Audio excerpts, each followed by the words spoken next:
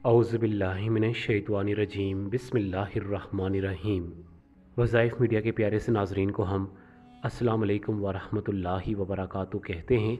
सबसे पहले तो हम बताते चलें कि जिन बहन भाइयों ने हमें दुआ के लिए कहा था, उनके लिए हमने खुसूसी तौर पर दुआ का अहतमाम किया है। इसके साथ हम अभी भी उनके लिए दुआ करते हैं कि अल्लाह रब्बुल इज़्ज़त उनकी परेशानियाँ, रंज व गम, मुसीबतें दूर कर दे। प्यारे नाज़रीन, रमज़ान अल मुबारक का दूसरा अशरा रवां दवां है। देखते ही देखते रमज़ान अल मुबारक का दूसरा अशरा भी ख़त्म हो जाएगा और रमज़ान अल मुबारक का तीसरा अशरा शुरू हो जाएगा।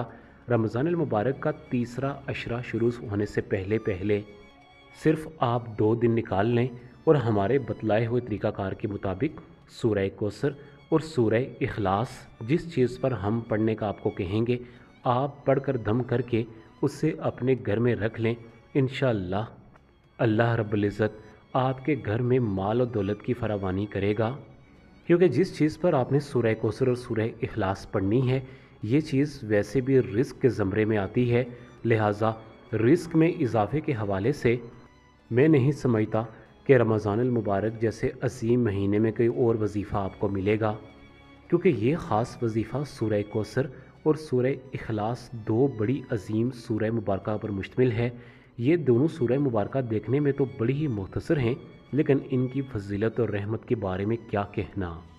प्यारे नाज़रीन, सबसे पहले आपको बताता चलूँ कि नबी करीम सल्लल्लाहु अलैहि वसल्लम अपने सहाबाए कराम को रमज़ान अल मुबारक के दूसरे अशरा में सूरह काफिरून पढ़ने की तलकीन किया करते थे। लिहाजा अगर आप अपने घरों में खैर व बरकत चाहते हैं और चाहते हैं कि अल्लाह रब्बुल इज़्ज़त आपके मामलात ठीक करे और आपके मामलात को दुरुस्त जानब गामज़न करे, तो आप भी इस दूसरा अशरा में सूरह काफिरून की लाज़मी तिलावत किया करें। जिन बहन भाइयों को ज़बानी याद है तो ये बहुत ही अच्छी बात है, लेकिन जिन बहन भाइयों को ये सूरह मुबारका याद नहीं है, तो आप आसानी से आपके घर में कुरान पाक में ये सूरह मुबारका मौजूद होगी, या आप गूगल पे भी इस सूरह मुबारका को सर्च कर सकते हैं। आजकल तो नेट का दौर है, हर चीज़ आसानी के साथ अवेलेबल हो जाती है। प्यारे नाज़रीन, नबी करीम सल्लल्लाहु अलैहि वसल्लम के लख्त जिगर हज़रत इब्राहीम का जब इंतकाल हुआ तो अरब के लोग आप सल्लल्लाहु अलैहि वसल्लम को अबतर कहकर पुकारना शुरू हो गए। अबतर उस ज़माने में उस शख्स को कहा जाता था जिसके पास कोई नरीना औलाद ना हो, यानी कि जिसका कोई बेटा ना हो। अरब के लोग आप सल्लल्लाहु अलैहि वसल्लम को ताने दिया करते थे कि आप सल्लल्लाहु अलैहि वसल्लम की तो कोई नरीना औलाद नहीं है, नाउज़ बिल्ला।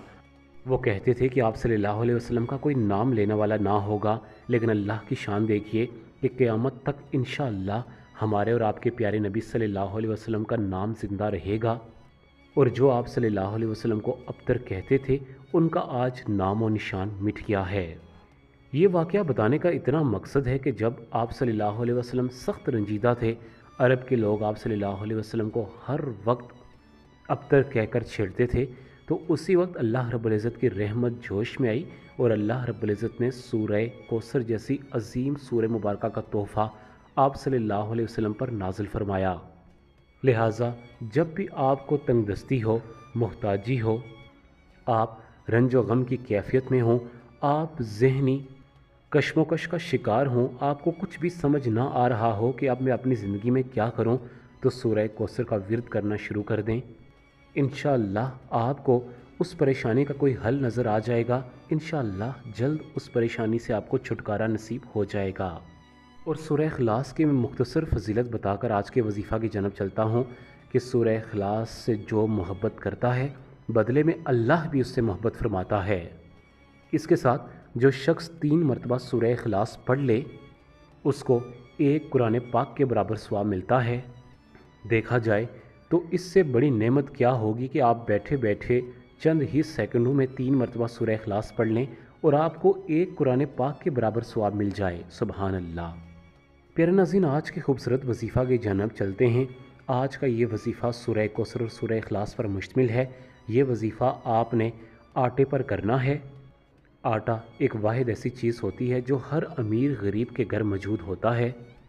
इससे कोई इनकारी नहीं कर सकता कि उसके घर में आटा मौजूद नहीं है, क्योंकि ये हमारी ज़रूरत ज़िंदगी है, इसलिए आटा रिस्क में आता है।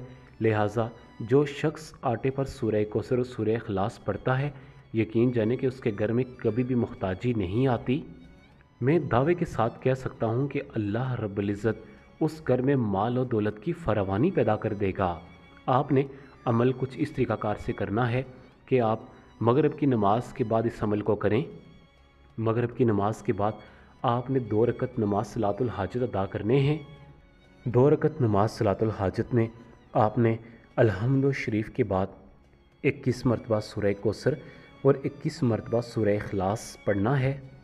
उसके बाद आपने रुकू में जाकर सजदा करना है। दूसरी रकत में भी आपने अल्हम्दु शरीफ के बाद यानी कि सूरह फातिहा के बाद आपने 21 मरतबा सूरह इखलास और 21 मरतबा सूरह कौसर पढ़नी है।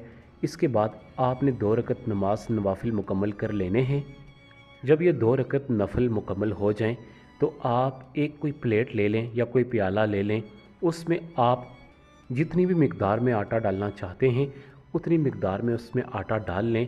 कोशिश करें कि इतना ज़्यादा प्याले को या प्लेट को ना भर दें कि वो बेहुरमती के ज़मरे में चला जाए और आटा प्लेट से या प्याले से बाहर गिरना शुरू हो जाए।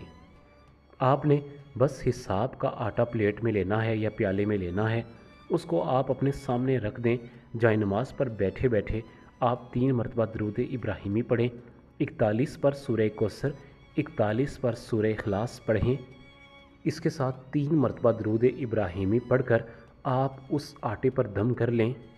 जब आप आटे पर दम कर लें तो उसके बाद आप बैठे बैठे 100 मरतबा अस्तगफिरुल्लाह की तस्बीह करें और साथ में आप अपने जहन में जो भी आपने अपनी ज़िंदगी में गलतियां की हैं उनको दोहरा कर अल्लाह से माफ़ियाँ भी मांगें और साथ में इस्तग़फ़ार की तस्बीह भी करें। फिर आप उस प्याले को जिसमें आपने आटा रखा है उसे उठाकर किसी ऊंची जगह पर रख दें। दूसरे दिन भी आपने इसी तरह मगरिब की नमाज के बाद 2 रकत नमाज नवाफिल अदा करने हैं। उसके बाद आपने 3 मरतबा दरूद इब्राहिमी के साथ आपने 41 मरतबा सूरह कौसर और सूरह इखलास और आखिर में 3 मरतबा दरूद इब्राहिमी पढ़कर इस वजीफ़ा को मुकम्मल कर लेना है। फिर आपने जो कल आपने आटे पर दम किया था उसी तरह उसी आटे पर आपने दूसरे दिन भी दम करना है। फिर आपने 100 मरतबा अस्तगफिरुल्लाह की तस्बीह करनी है। और जिस तरीक़ाकार से हमने आपको बताया कि आपने अपने जहन में अपनी गलतियाँ अपनी नादानियाँ रख कर 100 मरतबा इस्तग़फ़ार की तस्बीह मुकम्मल करें और उसके बाद आपने इस आटे को आप अपने दूसरे घर के आटे में मिक्स कर लें। जहाँ पर आप अपना आटा रखते हैं उसी आटे में इसको मिक्स कर लें और कोशिश करें कि ये आटा कभी भी ख़त्म ना होने पाए। जब भी ख़त्म होने वाला हो आप उसमें लाकर दूसरा आटा डाल लें। इसके साथ उस आटे में से थोड़ा सा आटा लेकर जहाँ जहाँ चूंटियों का आना जाना होता है उस रास्ते में भी डाल दें ताकि चूंटियाँ खाकर आपके लिए दुआ करें। इंशाअल्लाह यकीन जाने कि आपके घर में दौलत पैसा आने से दुनिया की कोई भी ताकत नहीं रोक सकती। फिर नाज़रीन, आज की वीडियो हमारी एक छोटी सी काविश थी। इसी के साथ आप तमाम बहन भाई से इजाज़त चाहूँगा। अपना बहुत ज़्यादा ख्याल रखिएगा। अल्लाह हाफ़िज़।